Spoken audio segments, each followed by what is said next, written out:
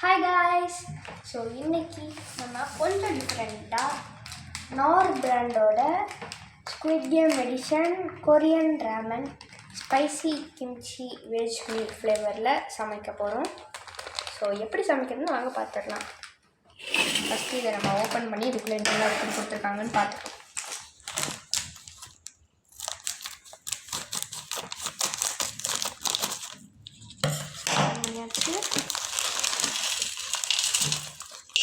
நம்மளுக்கு vegetables and kimchi seasoning தனியாக கொடுத்துருக்காங்க, நூடுல்ஸ் தனியாக கொடுத்துருக்காங்க, கவருக்குள்ளே வேறு எதுவும் இல்லை. ஸோ இப்போ இதை சமைக்கலாம்.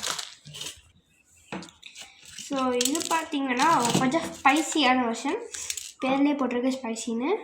ஸோ உங்களுக்கு வயிற்று புண் அந்த மாதிரி எதாவது இருந்துச்சுன்னா ட்ரை பண்ண வேணாம், ஏன்னா அது ஸ்பைசினஸ்னால் உங்களுக்கு கொஞ்சம் டேஞ்சராக இருக்கும்.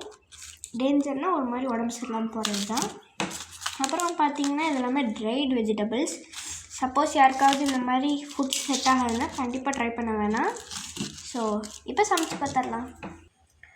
ஸோ ஃபஸ்ட்டு இப்போ இந்த மாதிரி ஒரு பாத்திரத்தை எடுத்து அதில் 500 ml, அதாவது அரை லிட்டர் தண்ணி ஊற்றிக்கலாம்.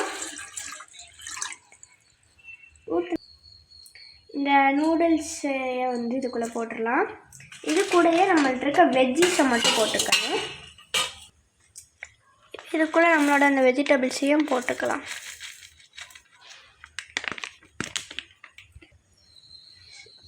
இந்த வெஜ்ஜீஸில் பார்த்தீங்கன்னா cabbage, spring onion, mushroom, broccoli, bell pepper, zucchini எல்லாம் இருக்குது. இப்போ இது நல்லா கொதித்து கொஞ்சம் வேகிற அளவுக்கு நம்ம இதை கொதிக்க விட்டுறலாம். இப்போ ஒரு 2 minutes கிட்ட ஆகிடுச்சு. இந்த நூடுல்ஸ் ஒரு 5 minutes அளவுக்கு வேகணும். ஸோ இப்போ பார்த்தீங்கன்னா இந்த மாதிரி இருக்குது, நல்லா ஃபுல்லாக நூடுல்ஸ்லாம் பிரிஞ்சிடுச்சு. இன்னும் கொஞ்சம் கூட அது வெந்துடுச்சுன்னா ரெடி ஆயிடும். ஸோ இப்போ பார்த்தீங்கன்னா இது நல்லா வெந்துருச்சு, பார்த்திங்கன்னா தெரியும். ஸோ இப்போ நம்ம ஸ்டவ் ஆஃப் பண்ணிட்டு நம்மளோட சீசனிங் ஆட் பண்ணிடலாம். இப்போ நம்மளோட கிம்ச்சி சீசனிங் ஆட் பண்ணிடலாம். இருக்குள்ள பார்த்திங்கன்னா நல்ல ரெட் கலரில் இருக்குது, ஸ்பைஸியாக இருக்கும். ஸோ இப்போ ஆட் பண்ணியாச்சு, மிக்ஸ் பண்ணி விட்டுக்கலாம்.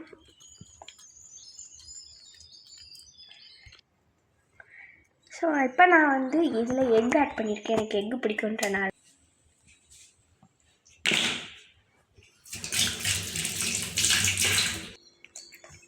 ஸோ இப்போ இதை 2 நிமிஷம் வெயிட் பண்ண வச்சுட்டோம். சூப்பராக ரெடி ஆகிடுச்சு, பார்த்தா தெரியும். ஸோ இப்போ நம்மளோட பவுலுக்கு மாற்றிடலாம். இப்போ இந்த பவுலுக்கு ட்ரான்ஸ்ஃபர் பண்ணியாச்சு.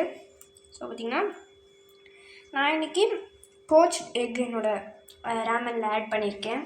உங்களுக்கு மீட் பிடிக்கும்னா நீங்கள் சிக்கன், மட்டன் எல்லாம் ஆட் பண்ணிக்கலாம். இல்லை சப்போஸ் நீங்கள் வெஜிடேரியன் மாதிரினா மஷ்ரூம்ஸ் ஆட் பண்ணிக்கலாம். இல்லைன்னா ரொம்ப அத்தன்டிக்காக இருக்கணும்னு ஃபீல் பண்ணிங்கன்னா ஃபிஷ் கேக்ஸ் அந்த மாதிரி ஆட் பண்ணிக்கலாம். இல்லை நீங்களும் என்ன மாதிரி எக்கும் ஆட் பண்ணிக்கலாம். இந்த மாதிரி போட்டு ஒரு போச் எக் செஞ்சுக்கலாம். ஸோ ஃபஸ்ட் நம்மளோட நூடுல்ஸ் கன்சிஸ்டன்சி பார்த்துக்கலாம். பார்த்திங்கன்னா தெரியும், சூடாக இருக்குது. இப்போ நம்ம எக் எப்படி உள்ளே இருக்குன்னு பார்த்துடலாம். ஸோ ஸ்பூன் மேலே நம்ம எக்கை இப்போ வச்சுக்கலாம். ஸோ இப்போ எக்கை ஒரு கிராக் ஓப்பன் பண்ணோன்னா வெளியே நல்லா ஹார்டாக இருக்குது, உள்ளேயுமே ஓரளவுக்கு சாஃப்ட் பாயிலாக இருக்குது.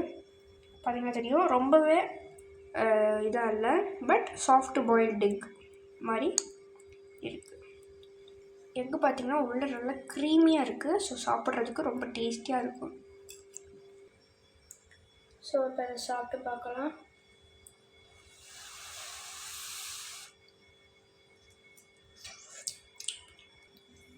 ஸோ என்னோடய நூடுல்ஸ் பார்த்திங்கன்னா எவ்வளோ லாங்காக இருக்குன்னு பார்த்துக்கலாம். ஃபுல்லாக உடைக்கணும் போட்டோம், அதனால் இப்போ அதை அப்படியே ஸ்க்ரோல் பண்ணிக்கலாம்.